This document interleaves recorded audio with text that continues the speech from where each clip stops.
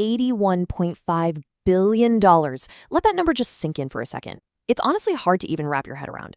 But what if I told you that out of Warren Buffett's mind-blowing $84.5 billion net worth, a staggering $81.5 billion of it came after his 65th birthday?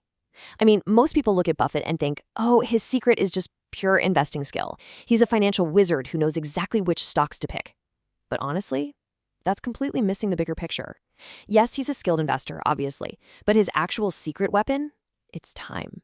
Look, if you think building wealth requires a PhD in advanced mathematics, you are literally playing the wrong game. Today, we're totally shattering the assumption that finance is some rigid, math-based hard science, because if you stick with me to the end of this explainer, you'll see that doing well with money actually has very little to do with how smart you are and literally everything to do with how you behave. Getting a handle on your own mind, that's the real key to wealth. Hey everyone, I'm your host and welcome to The Explainer. Today, we're diving deep into Morgan Housel's massively popular book, The Psychology of Money. Consider this your ultimate guide to the emotional and psychological sides of personal finance. We're going to unpack these incredible, timeless lessons on wealth, greed, and happiness, and show you exactly why your soft skills matter way, way more than the technical side of money. All right, let's just jump straight into Chapter 1, The Psychology over the Math. So the foundational idea here is that people almost never make money decisions by just staring at a spreadsheet. They don't sit down, run the numbers perfectly, and act like, totally rational robots. Nope. They make financial decisions at the dinner table or maybe in a stressed-out company meeting. They make them based on their personal history, their ego, their pride, and how they view the world. See, we're taught about money like it's physics. And physics is great because it's not controversial, it's got strict rules, laws, hard science, drop an apple, it falls. But finance? Finance is a whole different beast. It is entirely driven by people's behaviors, their messy emotions, and a ton of nuance. When you treat finance like a hard science, you completely miss the human element. And guys, the human element is literally the thing driving the markets. Which brings us to this fascinating concept Housel calls no one is crazy. Think about it like this. Your personal experiences with money make up maybe 0.000000001% of what has actually happened in global history. But those same experiences probably make up about 80% of how you think the world works. A person who grew up scraping by during the Great Depression is going to view saving and risk completely differently than a young adult who started investing during the massive crypto boom. And neither of them is crazy. They just learn totally different lessons from totally different worlds. Every single financial decision a person makes perfect sense to them in that moment because they're just plugging information into their own unique mental model. Moving right along, let's look at Chapter 2, Getting versus Staying Wealthy. Now pay attention to the stark contrast here, because this is probably the most critical distinction in this whole explainer. It's this wild paradox. The skills you need to make money are the exact opposite of the skills you need to keep it. Seriously, they're completely different games. Getting wealthy requires taking risks, being super optimistic, and just boldly putting yourself out there. But staying wealthy? Oh, that requires the exact opposite. It takes a healthy dose of paranoia, some serious frugality, and a lot of humility. You kind of have to carry around this fear that everything you've made could just vanish tomorrow. Housel calls this having a barbelled personality. Basically, you need to be wildly optimistic about the future so you keep investing, but utterly paranoid about the short-term hurdles that could wipe you out along the way. Let's look at the math of simply surviving long enough to let compounding do its magic. Say you put $5,000 into an S&P 500 index fund and then just shut up and wait for 20 years. You don't add another dime. At a historical 10% return, you'd end up with over $36,000. The real secret isn't making brilliant high-risk trades every single day.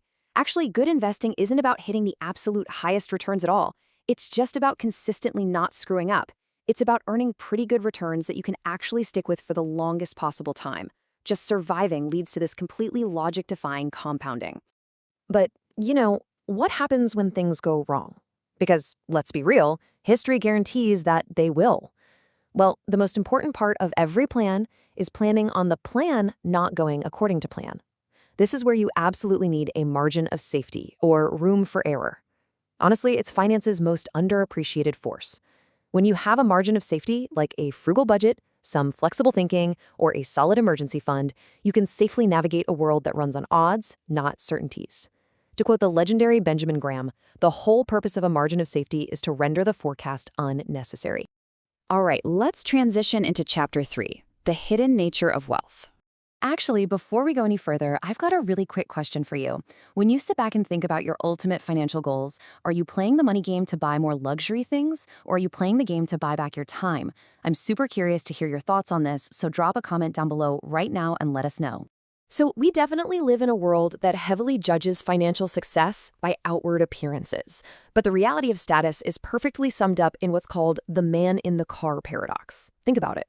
When you see someone roll up in a $100,000 luxury sports car, you almost never think, wow, the person driving that car is so cool. Instead, you immediately think, man, if I had that car, people would think I'm cool. Do you see the paradox there? People are using your fancy car or your designer clothes as a benchmark for their own desire to be admired. They are completely bypassing admiring you. Spending your money just to show people how much money you have is literally the fastest way to have less money. And this leads to a massive perspective shift. We really need to draw a hard line between being rich and being wealthy. Being rich is all about current, visible income. It's the flashy lifestyle, the massive car payments, the huge house. But true wealth? True wealth is hidden. Wealth is the nice cars you didn't buy. It's the first-class upgrades you declined. Wealth is the financial assets that haven't been converted into stuff people can see. Its real value lies in the invisible things, giving you options, giving you flexibility, and giving you room for growth. So, how exactly do we make that jump from just being rich to actually being wealthy? It comes down to the hidden power of saving. And here is the real kicker. You don't even need a specific reason to save. Saving without a specific spending goal gives you the absolute ultimate currency, which is flexibility. It buys you the ability to wait for the perfect career opportunity or the chance to jump on a great investment when it pops up. Building wealth, honestly, has very little to do with your income and everything to do with your savings rate. And your savings rate? It's really just the gap between your ego and your income. When you dial down your ego, your wealth naturally starts to grow. Okay, let's head into our final section, Chapter 4, The Ultimate Financial Goal. We really have to define what all this money is actually for in the first place. If it's not for buying a fleet of fancy sports cars, what's the end game? To win the money game, there are 3 vital steps you have to take. First, you've got to get the goalpost to stop moving.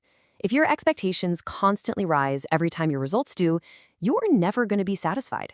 Second, you have to define what enough means to you personally. Look, having enough doesn't mean leaving potential on the table. It just means realizing that an insatiable appetite for more will eventually push you right to the point of regret. And third, you have got to avoid social comparison. It is a completely unwinnable battle. Refuse to risk what you already have and need just to buy things you don't have and don't need, all to keep up with the Joneses.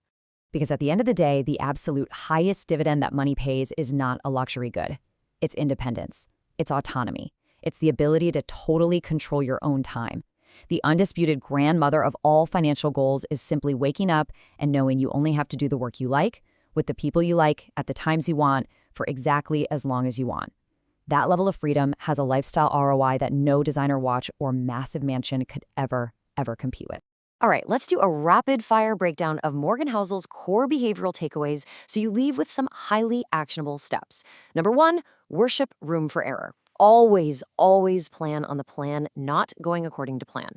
Number 2, be reasonable over being coldly rational. Manage your money in a way that actually lets you sleep at night. Number 3, less ego equals more wealth. Remember to save that gap between your ego and your income. Number 4, respect the massive power of luck and risk. You've got to find humility when you win and forgiveness when you lose. And finally, number 5, increase your time horizon. Time is, without a doubt, the most powerful force in compounding. So, to wrap this all up, true wealth is having control over your time. It's that profound realization that freedom is infinitely more valuable than flashiness. So I'll leave you with this ultimate question. What are you going to do with your time once you finally buy it back? Now, if you found value in this breakdown, I highly recommend checking out our related explainer on building atomic habits. It pairs absolutely perfectly with these wealth-building behaviors we just talked about. Make sure to hit that like button, subscribe to the channel for more deep dives, and start applying these timeless psychological lessons to your own financial life today. See you next time.